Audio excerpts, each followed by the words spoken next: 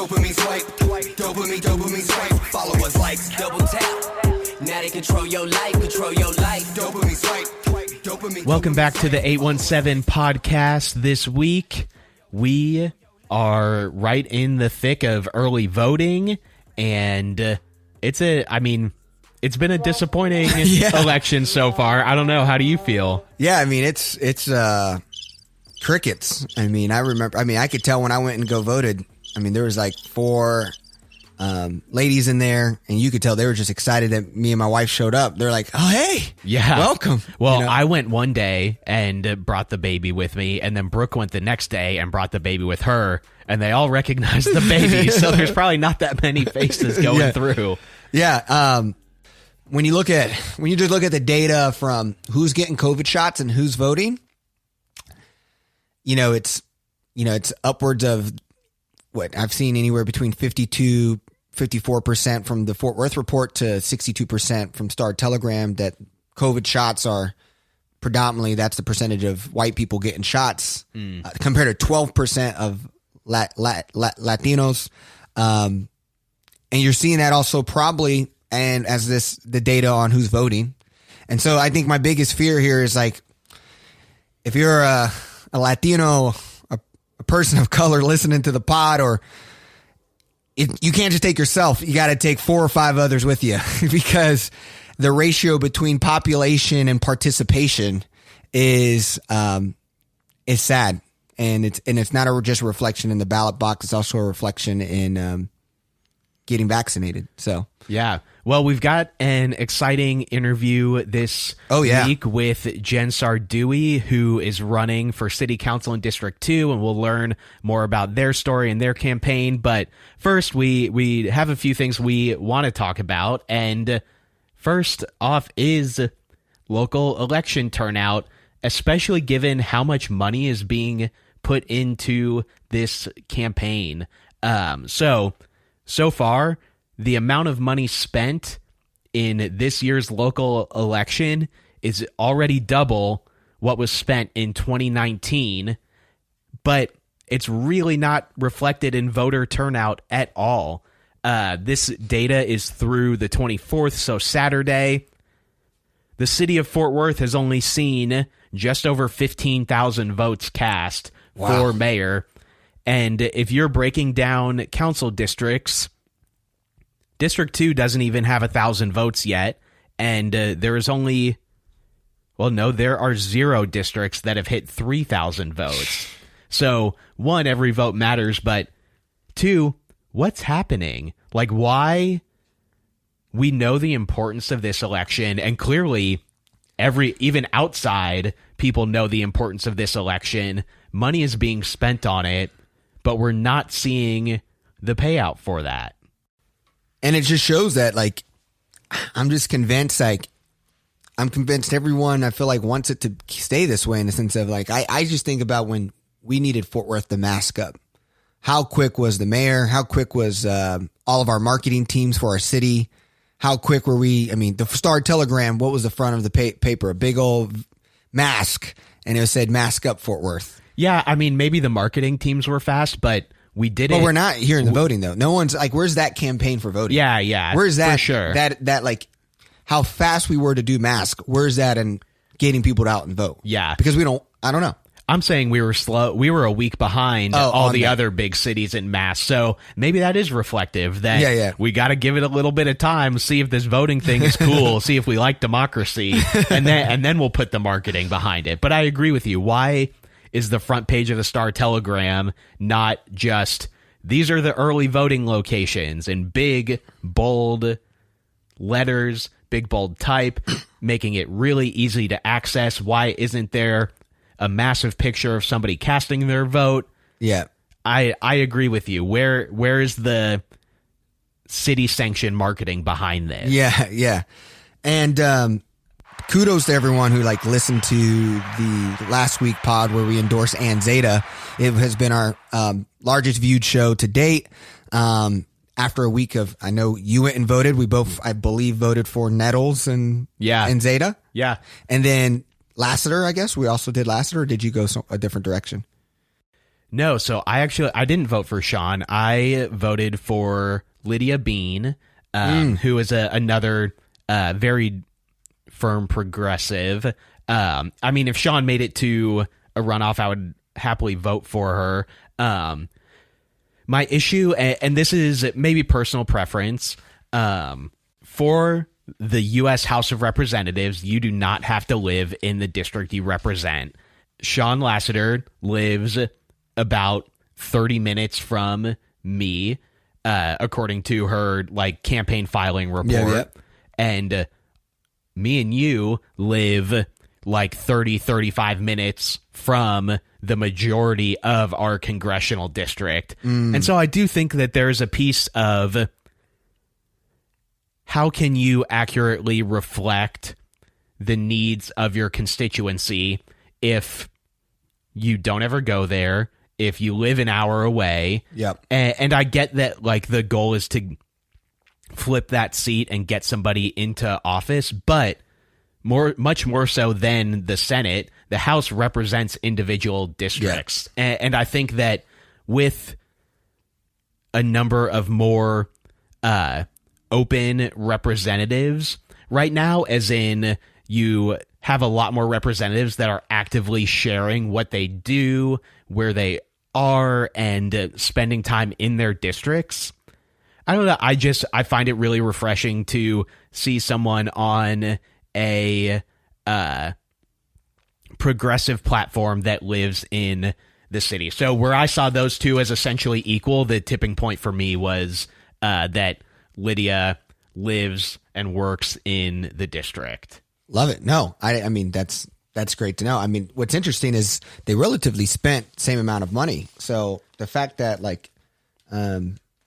I feel like Sean Lasseter's campaign has been all over the place. He got the endorsement of Opal Lee. For sure. It's interesting to see. It's so stacked. I mean, I'm looking at it now. Lasseter reported spending more than $201,000. Looking at Jana Lynn Sanchez, just reported over $299,000 in contributions, with over $200,000. And then Lydia, $223,000. So the Democrats are spending some money in that seat on those three candidates. Well, and it's been a vulnerable seat, and I think that the National Party is thinking in an election that doesn't include Trump on the ballot, that's one that could flip. Yeah. But that'll probably go to runoff as well. And but I know we're talking about what was your take? I mean, so we voted there. I think those are all the four that we could vote for. So yeah, and then the water board, and school district, school board, which I think you and I are on different school board ballots. So I mean, it's quick, it's easy, takes 15 minutes max. You got to be pushing it to take 15 minutes. Get out and vote. We are, I would say, well behind the pace of 2019 and crazy behind the pace of who showed up in 2020. Yeah. And this is me getting on a little bit of a bring it soapbox. High horse. Oh, high horse. Or a soapbox. Being an ally to the POC community and being an advocate for the POC community is a constantly evolving journey, and there's never a finish line. And I just have seen so many people who packed the streets of Fort Worth last summer passionately advocating for their neighbor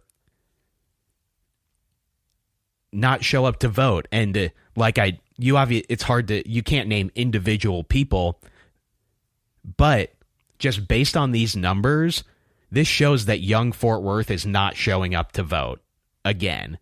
And for a city that acts like it wants to be y'all means all and one Fort Worth and include everybody, we are just seeing that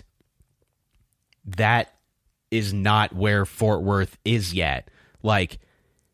If you were willing to spend time, money, effort, health, donating, rallying last summer, but you haven't been able to spend an hour to educate yourself on the candidates and then another 15 minutes to go out and vote.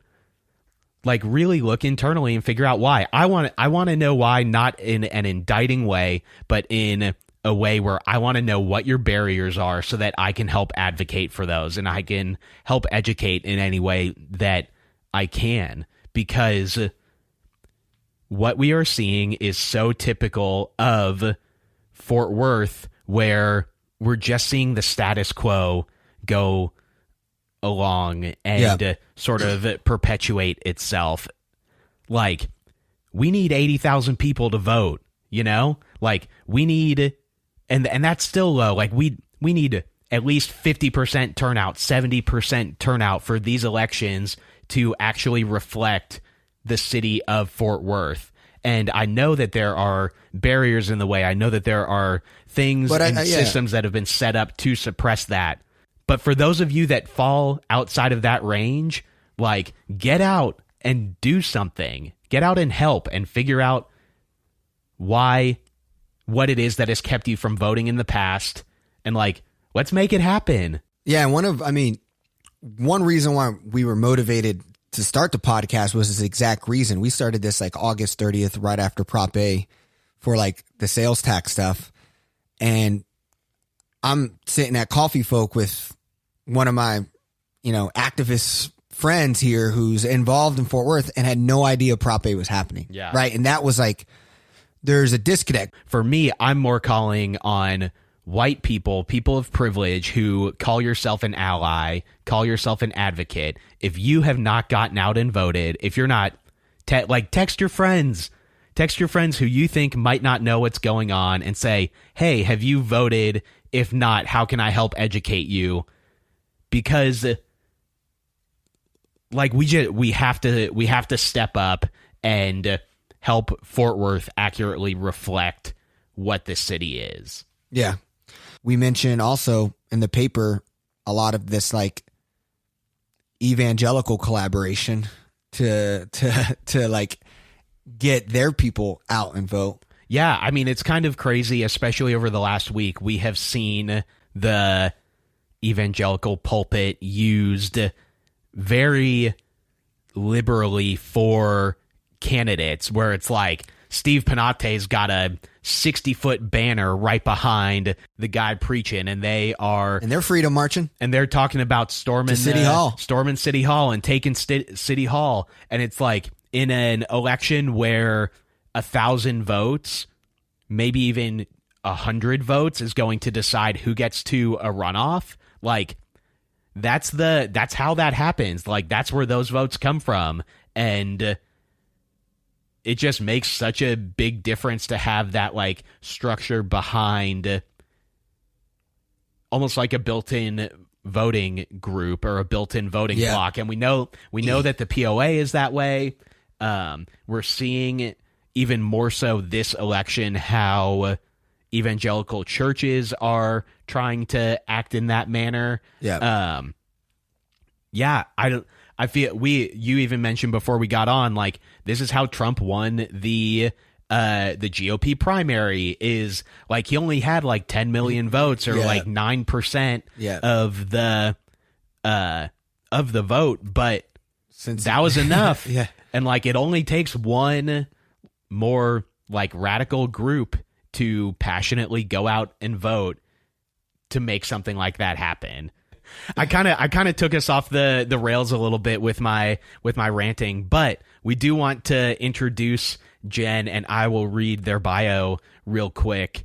Jen is running for District 2, where she is the co-founder of the Rebirth Equity Alliance, a Fort Worth-based nonprofit organization working to inspire, protect, and build community with BIPOC and LGBTGNC plus people. Her work includes Tested and Rested, which is a collaboration with Fort Worth overdose awareness organization OD-AID that works to address reduced STI testing in Fort Worth. Fort Worth Soup, Recenter, Thrive, mobile mental health clinic, systemic racism and implicit bias and care work. She has done a ton since moving here and locating her life here, their life here, to make sure that their kids have a Fort Worth that they can be proud of. So we're really excited that Jen is taking their time on a day that's in the middle of early voting to talk to us, and here she is.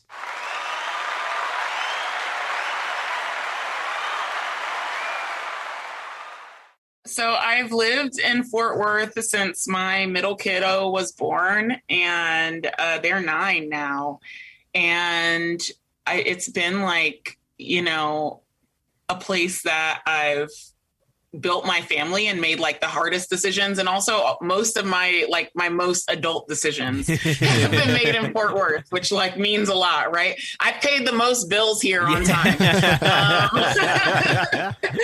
And so, you know, it's really like a transition for me. Fort Worth represents a transition from being like someone who's finding themselves to someone who's like really like responsible for creating a world that like the next generation can safely find themselves in, you know? And that next generation lives in my house now with me. There's 3 of them. And so I'm really, you know, really kind of working towards like, that's how I'm approaching Fort Worth. That's how I like hear Fort Worth when I hear stories about Fort Worth. Is like in this generative place where we're like responsible for creating the next best case scenario for the people who are like graduating high school to experience, you know? Yeah, for sure. Where else have you lived, and like what has made Fort Worth home to you that maybe those other places didn't necessarily have? Oh my gosh, I'm going to give you the shortest possible version of this story. I grew up in South Florida in Miami, and lived there until I was 18, 19 actually.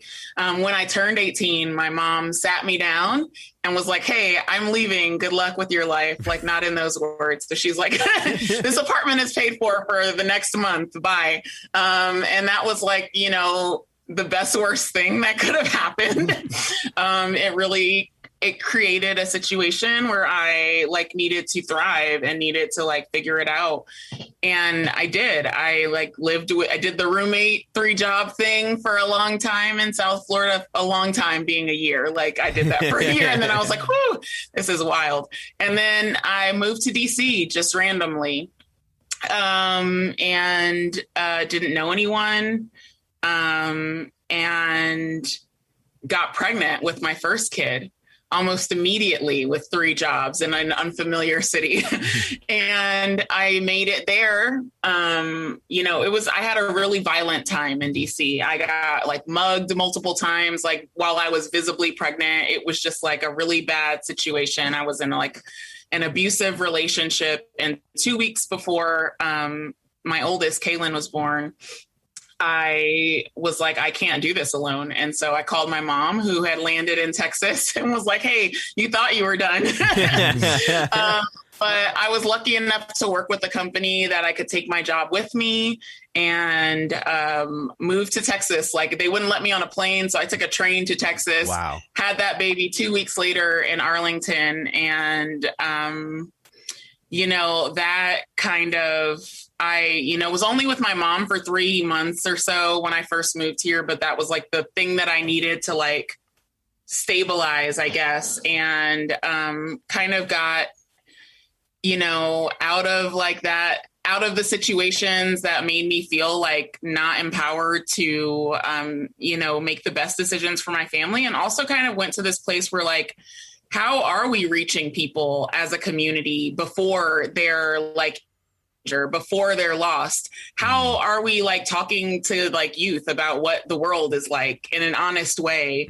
You know, how are we creating space for conversations that like, yeah, I needed a whole bunch more support that like no one has until the harm has already happened. Yeah. What I realized having my like first kiddo here was that like all the systems are for like after you're already fucked or messed up. Sorry if you have to bleep that. And I really want to get to a place where we're holding each other like in the moment and before the moment, where we're not just responding, where we're also repairing. And yeah, that's kind of been my experience in Fort Worth is like going through every stage. We all go through lots of stages. So like early parenting and being like, what the heck? I don't have any support until I'm already like drowning. And then going through like middle parenting and being like, what the heck? I don't have any support until I'm like drowning. And then finally being like, oh, I guess I'm the support. I guess I need to make it. Cause like, I guess we got to make it cause it's not like around. And so that led me to, work with several nonprofits doing like birth advocacy. Texas has some like abysmal maternal mortality rates for Black women. And then that led me to co-found a nonprofit eventually called Rebirth Equity Alliance, and eventually led to like where I am now running for city council in Fort Worth. So everything has led to the next thing. And it's been like a wild ride, and I would not have had, life any other way. It's been really, I've experienced Fort Worth as being really iterative and really welcome to like every next phase, Yeah. Yeah. So how do you feel about how the campaign's kind of going? I know we're in the middle of early voting. So how do you feel with the campaign? Yeah, early voting is going on now. And I have been poll grading a lot. And am like really bummed about turnout a lot, poll greeting. These races are decided by such a small number of people in relation to the number of people that like live in Fort Worth. And it's really like, you can really just see that standing at the polls for a couple hours, like, wow, there are so many, Kroger is busier than the polls right now. Yeah. I see. Okay. And so, the campaign itself has been really great because we set out with like to do this campaign with some really clear goals. And I think that we are accomplishing them, and that feels really good. We wanted to like, do voter education, do like education about how city council works in the city, how our money works in the city. That doesn't seem accessible to a lot of folks. Yeah. So like we wanted to do that kind of education. We wanted to have like community conversations about our safety, and we've been able to have those. And we wanted to just like connect with our neighbors and, show folks that like we can run a strong progressive platform in Fort Worth and have people understand it, because at the end of the day, what we're actually talking about is like human need. What do we need to be safe? What do we need to like to be resourced as a community? Yeah, I love the campaign. I feel like the biggest challenge often for Fort Worth is lack of bold vision, and I feel when we first reached out is when we were doing the city council kind of episode, and we just came across your website and just looked at your language and the bold vision you created. I don't know how much of that was just yourself thinking through what you felt Fort Worth needs. But can you kind of walk through your vision and like, you just seem to have a clear language of what needs to happen compared to what I feel like doesn't often happen at the mayoral side, where you have to maybe play a little bit more politician. I feel like you have a clear, bold thing that gets people excited and want to come out for who you are and what you're standing for. Yeah, I feel like people are just so smart, and they see right past that. Like, I'm not saying anything actually in this whole website. I'm not saying anything about anything. I think that like y'all saw a few of those websites and you were like, okay. And so I think that like, I don't think that the people of Fort Worth are, need me to back down or need me to be soft. And I have never chosen that route when asked to, and I don't plan to start. And so like there was no other way to do it, but with a bold vision. And also, it wasn't just me like coming up with words. It's been a really long process of talking to neighbors and doing like things like Fort Worth Futures, which is like a coalition that we worked on, to talk about like reimagining public safety in Fort Worth, specifically in regards to CCPD funding. And so through those conversations, we like understood a lot about like the Fort Worth that folks that are working class are experiencing versus the Fort Worth that's happening in that city council chamber. It's a whole different experience.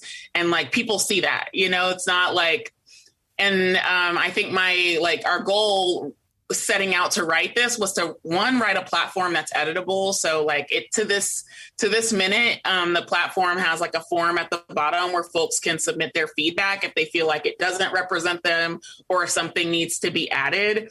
And so it was really important to us that it was like movable, that it was like translated, so the whole website's translated in English and Spanish. And that was like super important. And it was through several community conversations that we got to the point of writing it. And it went through several iterations before it went live with just like community feedback. And so I really feel, I feel really like proud of the platform that we're running on, the 4 points of the platform. And also it really gives me, I don't feel the need to get into personal attacks because I'm talking about something, right? If you have nothing to talk about, then I guess you got to keep my name in your mouth, but maybe find something to talk about. No, I love that. Yeah, I mean, to your point about voter turnout, I was looking on Tarrant County's website this morning, and through yesterday, it looks like less than 1,000 people have voted in your race, which is crazy. But to your point, like every vote matters. This isn't a 150 million vote national election. Like this could be 500 to 501, and every single person that gets out there and believes in what you're talking about and your vision for the city really makes a practical difference in potentially like the next decade or few decades of what the city looks like. Yeah, we're in a really like critical time. So to see those numbers be like, so each vote, we celebrate every single confirmed yes on our team, like every single one, because they're all so important. And also we're coming up on, like, y'all know that this cycle is really important for Fort Worth. We're getting a whole new mayor. We have an opportunity to, move at least 3 city council seats, but like possibly more, and get a whole new city council. And I think we have a great chance of getting there. And also next year it feels like this time right now is important because next year is another bond program, right? Yeah. And that really dictates like how we prioritize that kind of like extra spending. That's not just, our 20-year plans or whatever in our communities, and having those choices made by developers and police really, really, really is like something that we got to change right now. It's something that we have an opportunity to like address right now in our communities. And so I'm really excited about Get Out the Vote, and I'm appreciative of every like phone call that someone's made for a campaign, text sent, every single one makes a difference. Yeah, we were actually talking about the bond program right before we got on, and how like we're looking at $500 million for already $1.2 billion worth of submitted projects. If you win, what are some priorities for District 2 for a bond program like that? Dang, those are some, that was like, I need those numbers like offline so I can put them in a tile. Absolutely. Wow. You just threw my whole that like really says to me that we have so much like need in our community that is unaddressed by our current spending prioritization. Sure. Right. And so like one immediate priority is like, how can we shift the general fund spending to reflect that need on a day-to-day basis, right? We can't rely on bond programs to meet need in our community. That has to be an everyday priority, you know? And so like addressing people first policy, if you look at our budget, like on one of the first pages, it says like our vision is that Fort Worth will be like the most livable, best managed city in the country, right? And so like, let's make that dream come true, you know? And I think that we have like lots of opportunities to shift general fund spending to like meet those needs. But looking at the bond program, my priority would be to increase equity across the city through like quality of living. There is extreme disparity if you drive through like Marine Creek in District 2 and if you drive through like Diamond Hill in District 2, right? And like I want to even those living conditions for people across the city. City council makes decisions like for the whole city, right? So it's important to have both conversations at the same time. I see these disparate like living conditions and outcomes in D2, but we also see them citywide. For sure. And we need to like realize that we need to name that it's happening and like take real steps toward creating more equitable living conditions across the city so that folks aren't like, you know, one, experiencing health disparities, because that's what comes when you don't like address racist zoning, you know, that's when we get health disparities in our community and like, you know, life expectancy disparities like in 76104 or in 76106 where I live, you know? And so, addressing those like disparate living conditions through a review of the budget is really important to me. Something that we've talked about a lot during the campaign is that 81% of Fort Worth's money goes to the criminal legal system. 81%, right? So that's a big hammer we have there. So if that's our hammer, everything looks like a nail, like my spouse says, right? So like schools got this hammer for you, you know, like everything looks like a nail. And so that is a real concern. And there are several, like, I don't know if we have time for that conversation, but there are several like pieces to how that works, to how that like affects our community. Obviously, police account for a ton of jobs in Fort Worth, right? And so any plan to defund police needs to address unarmed first response in a way that leaves our community with resources and tools that aren't policing, you know, that creates those jobs in our community. And so like reducing that spending creates the equity because you're creating more jobs in the community as well. While like reducing, I was talking to a teenager yesterday, topic jump at the polls who was poll greeting. And they were like, I was like, so how do you feel about cops? Right. And they were like, you know, I was like, if I told you that 80 cents out of every dollar that Fort Worth has goes to like police and criminal legal system, would you say that we should give more money to that resource for training and, you know, better practices and more tools, you know, or would you say that we need more resources in our community? And they were like, well, the cops have stopped me several times walking through my own apartment complex, just living my life, walking to and home from school. And, you know, so I would say we need more resources. And this was just like, and then we went on to have a whole other conversation about how, you know, how would you know who to vote for? This kid was a junior.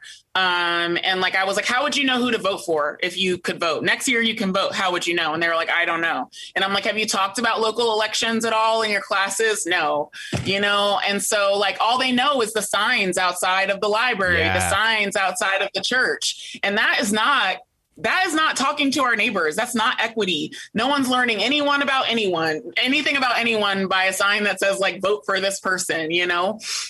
And so that conversation was really telling for me and also brings me back to that point about like blah, blah, blah, blah, blah. About like our communities and resources, like that 80% number, right? So like reducing that number means creating jobs in other places. And it's also just realistic. If you look at that, like that, if you look at the justice scale, right? If you picture that, like that criminal legal, that scale statue thing. Yeah.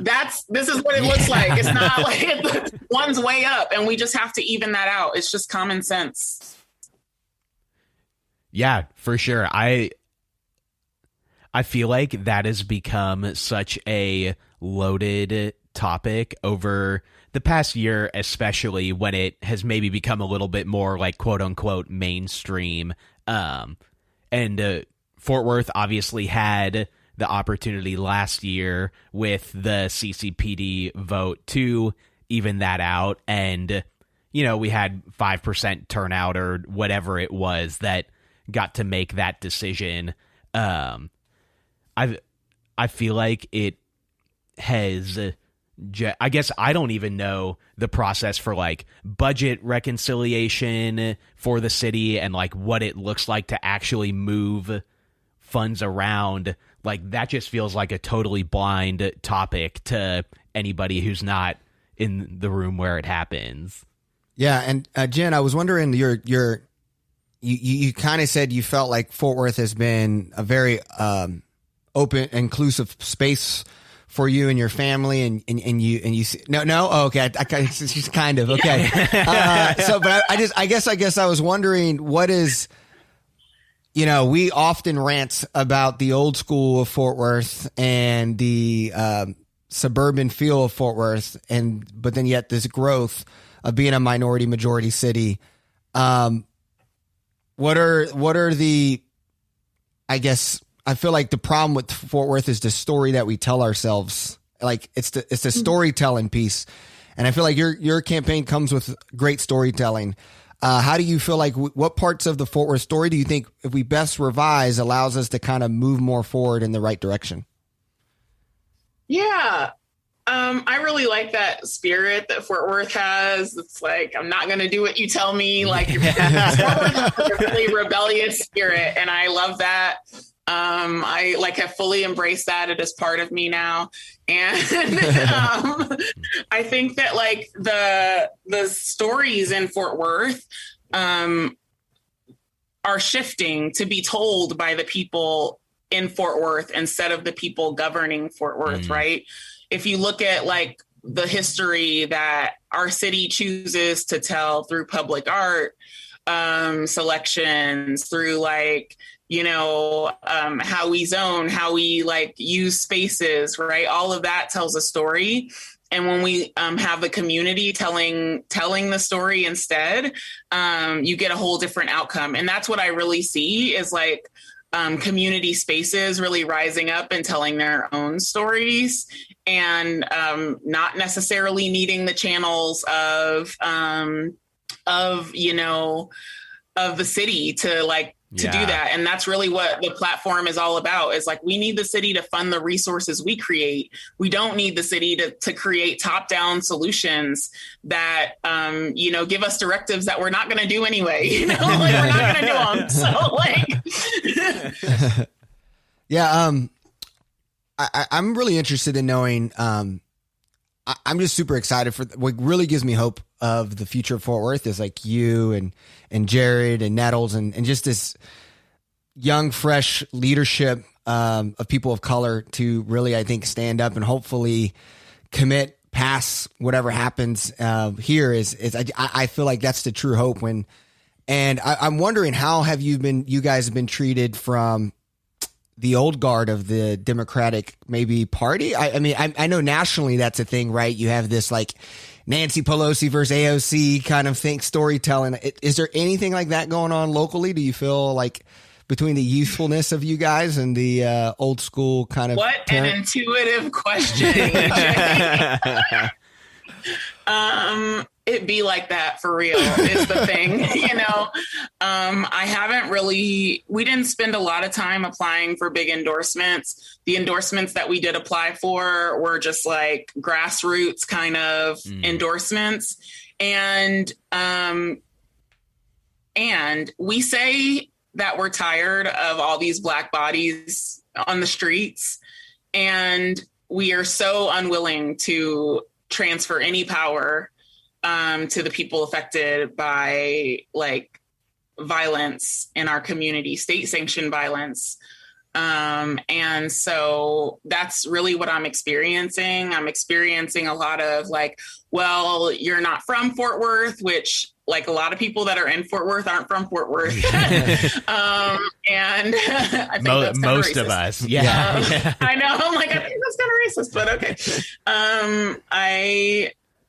I have experienced a lot of support, a lot of like really brave storytelling, really brave involvement from the community, which is like what I'm focused on. And yes, like have experienced like some fear-based tactics, which I am ignoring. Our campaign is like, we decided to do it differently and we've stuck to that. None of us have lost ourselves in this process. All of us are like, putting our kids to bed at night. We're not, you know what I mean? We're not like, it's all working parents. We're doing like late night meetings. We're we're making the campaign fit us instead of just like being in this grind where it's 24/7,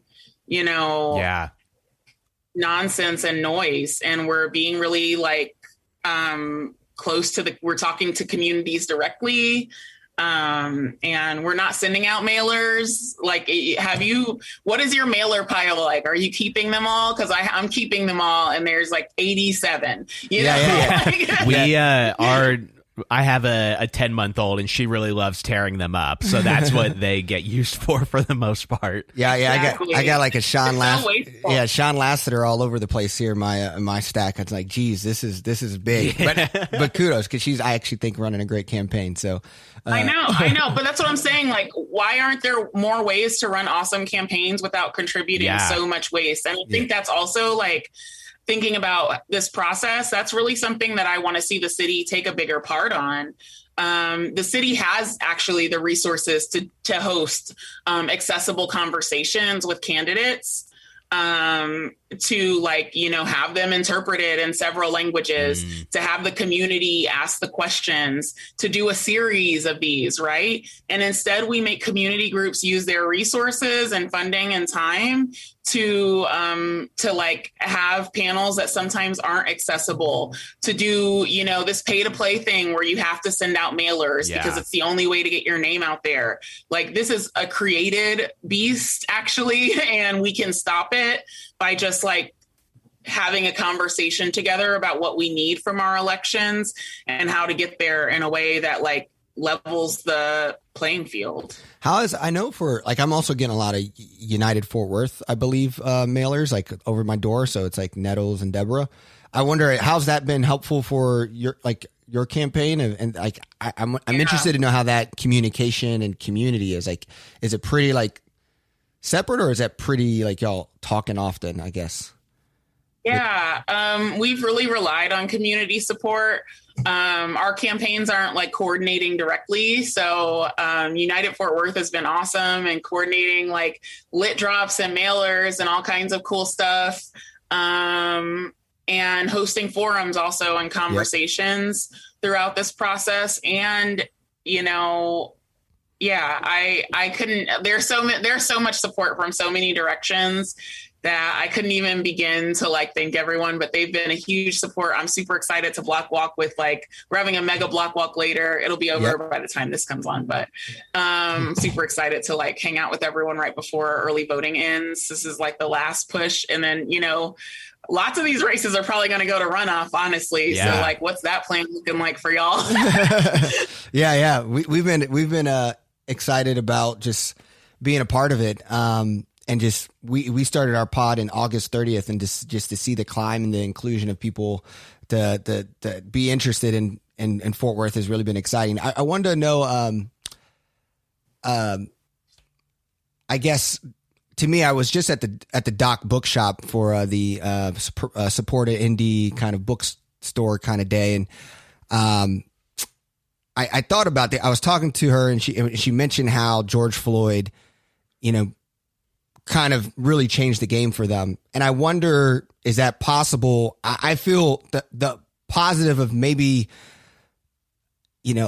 us winning would be that kind of awakening doesn't just represent in a bookstore, but also represents in a ballot box. And do you think that more, I guess, white support to that may have not have happened because of George Floyd also being included into your campaign outside of your district and your local community?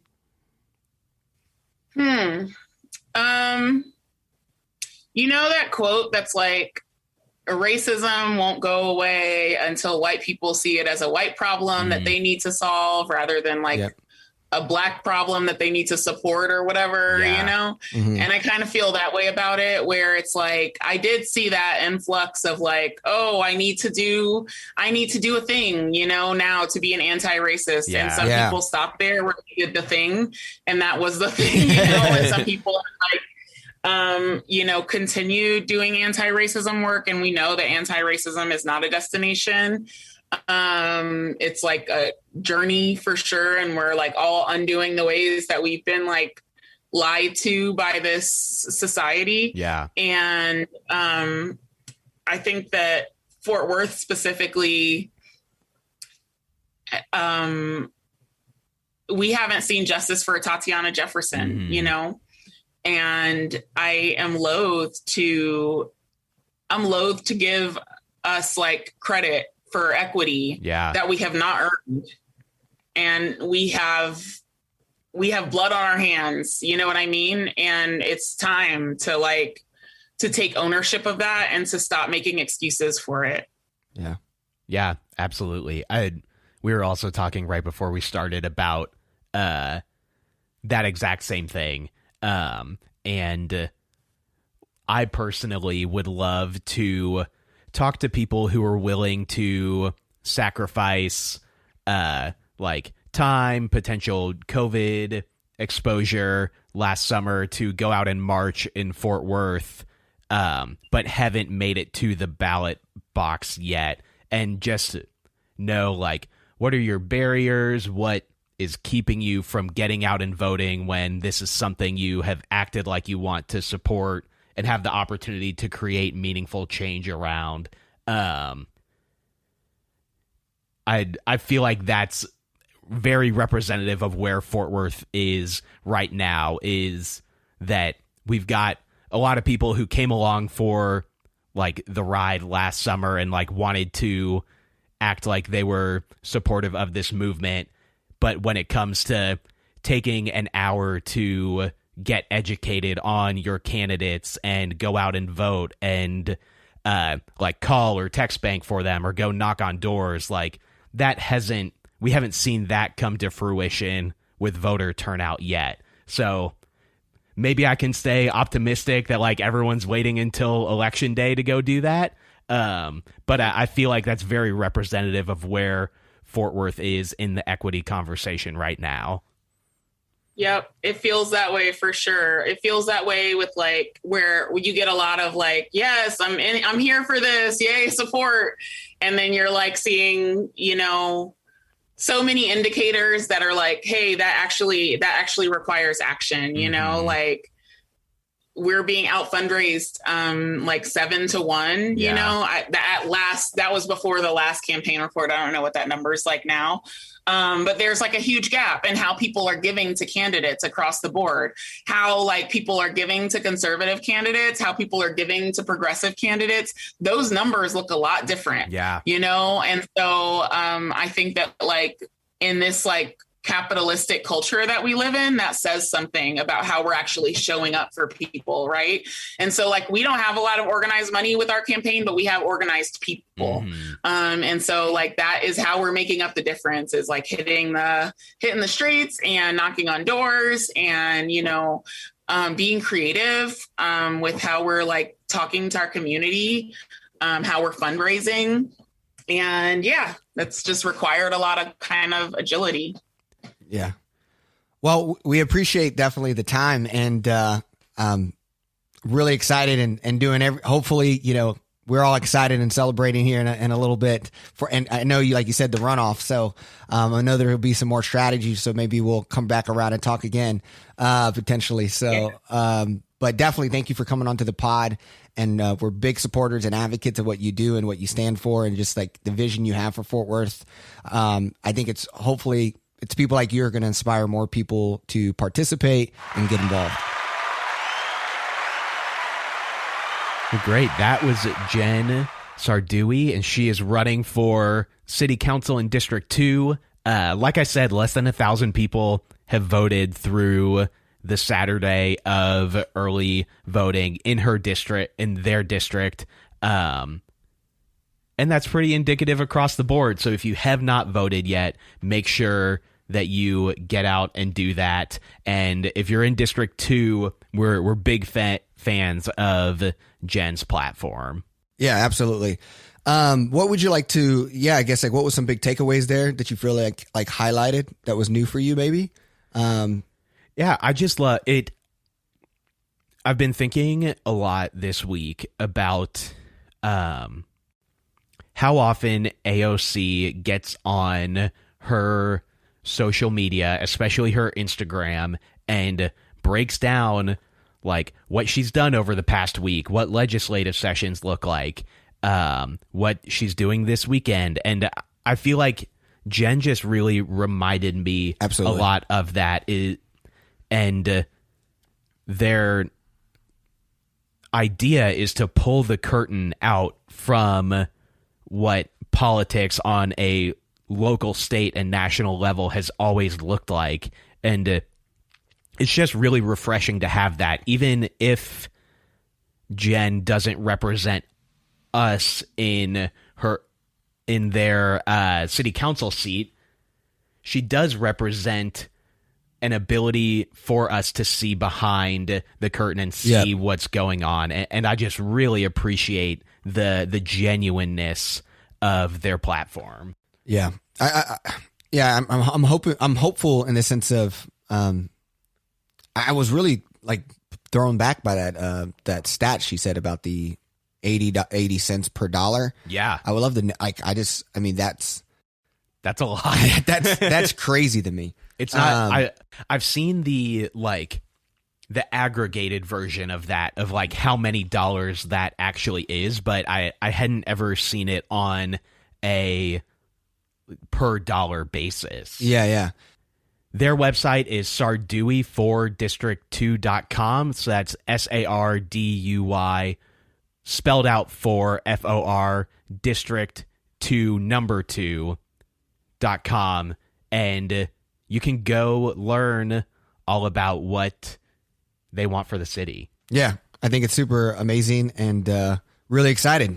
Now let's get to wins and losses. I'll go ahead and start with my loss. And it's something we talked about with Jen, and that's that this week the 2022 bond program was brought up in City Council. It's looking like it'll be a $500 million bond program, but already we have $1.2 billion worth of proposals submitted for it.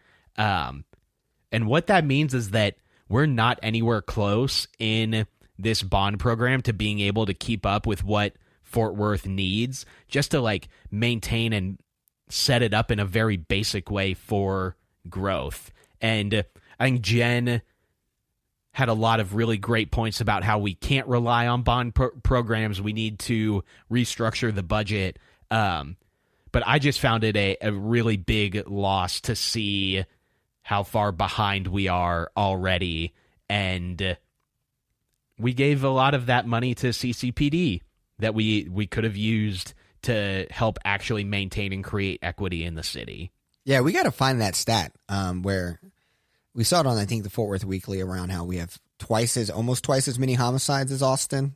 Yeah. But then, Austin is like we're funding our police, but then how are we double the homicides if we have more money to create quote unquote safety? Yeah. Anyway. It's almost like it doesn't create safety. Yeah. My loss was kind of taking it back to like kind of youth and just kind of this new data that the Cook's Children Medical Center has launched around suicide awareness. There was some interesting data how in 2020 there was roughly 294 children who attempted to, end their lives. And we're already in 2021. That number is already over 118 just through the first 4 months of the year. So to me, and the average age is, 14 years old. And so I think that's just, I think a part of just like isolation, part of, lack of, access to opportunity and education and the need to just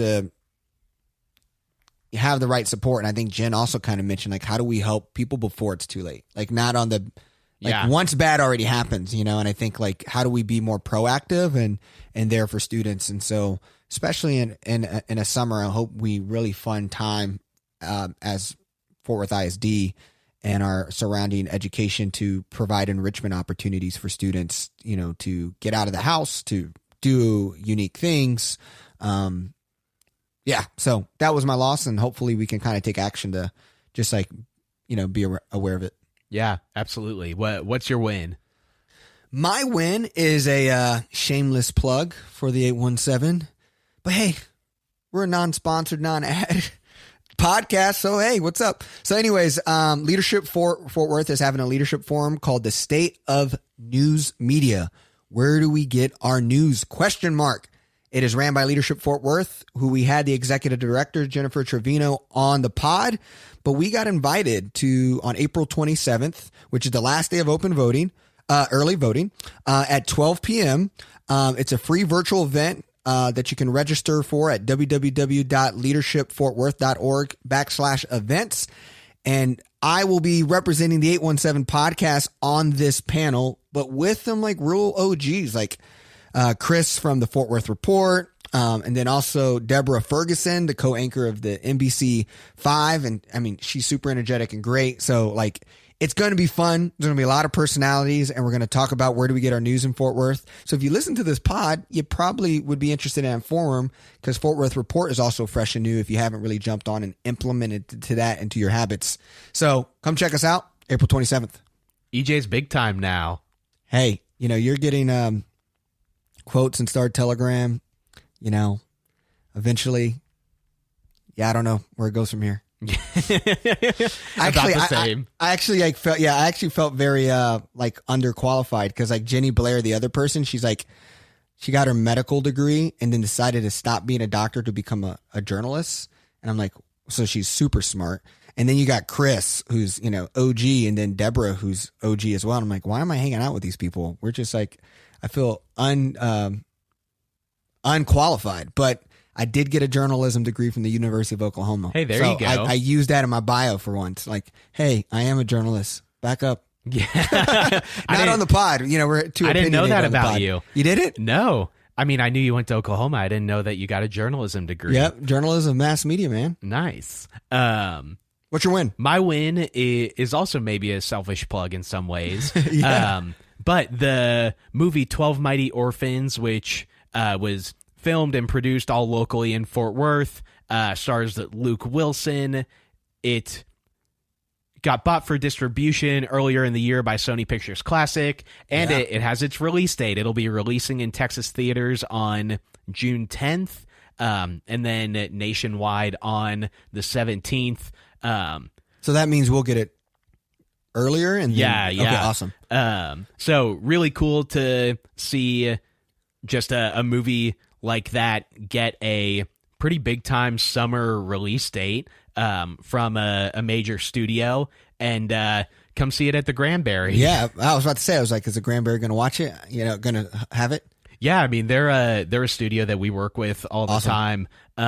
So I don't have like an official thing from them yet, but I'd talk to them about it when they bought the movie. So yeah, that's really exciting. And do you have any? I know, isn't like the Oscars or something are coming on? Like, isn't there some? Like, the Oscars is today. So today is in Sunday when we're recording. Oh, so you can't make us, I guess. No, I can't really plug for that. But they did do a test screening of 12 Mighty Orphans pre-pandemic, when it had first gotten done being edited, and I got to sit in and watch it, and I think people will really enjoy it. Wow, nice. Yeah. Man, that's that VIP access. Yeah. I mean, I don't know how similar it is now to what it was then. It's sort of part of like the review process, and a lot of their team is local to Fort Worth, or one of the producers lives in Tyler. So they were looking for a spot in Fort Worth, and they came and hung out with us for a little bit. That's super cool, man. Well, this is the 817 podcast, people. Thank you for listening. We're going to have a couple links in the description for you guys, because I know we covered a lot. First, please go out and support Jen Sarduy. She has been phenomenal out there for District 2. They're really doing their thing, and so there's a link to do donations. 2, we'll check out the movie, the trailer for the movie. And 3, you could RSVP for the Leadership Forum to check out us at the State of the Media. So, boom. Thanks for listening. Get out and vote. Text your friends, make sure they vote. And, come on, people. We'll see you next week.